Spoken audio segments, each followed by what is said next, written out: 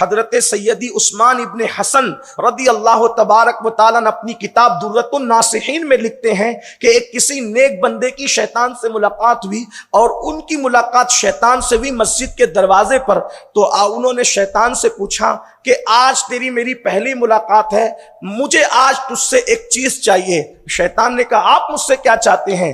تو آپ نے فرمایا میں تیری طرح بننا چاہتا ہوں، میں چاہتا ہوں کہ تیری طرح بن جاؤں۔ اس نے حیرت سے کہا کہ آج تک مجھ سے کسی نے یہ چیز نہیں مانگی جو آپ مانگ رہے ہیں کہ میں تیری طرح بن جاؤں، میری طرح آپ کیوں بننا چاہتے ہیں؟ لعنتی ہوں، رجیم ہوں، مردود ہوں، لعنت کا توق ہے، اللہ رب العزت کی طرف سے مجھ پر عتاب قیامت تک ہے، اور آپ میری طرح بننا چاہتے ہیں۔ انہوں نے کہا میں نے ضد کی کہ تیری طرح ہی بنوں گا۔ تو اس نے کہا ٹھیک ہے، اگر اتنا حوصلہ میری طرح بننے کا ہے، آپ کو اگر میری طرح لعنتی بننا ہے، اللہ کا دشمن بننا ہے، تو دو کام آپ کو کرنا پڑے گا۔ ایک کام تو یہ کہ جھوٹی قسمیں کھانا شروع کر دو، ایک کام یہ جھوٹی قسمیں کھانا شروع کر دو، اور دوسری چیز نماز میں سستی کرنا شروع کر دو۔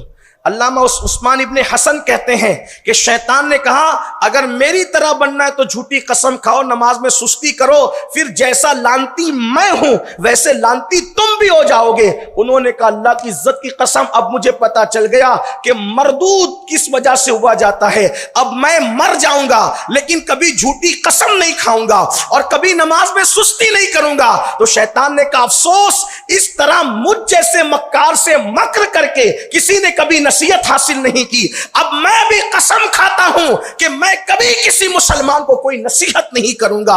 آپ اندازہ کریں، اس سے پتا چلتا ہے، اللہ اکبر، اس سے پتا چلتا ہے کہ جھوٹی قسم کا وبال کتنا ہے۔ لیکن آج کل لوگ تو جھوٹی قسم کو گناہ سمجھتے بھی نہیں۔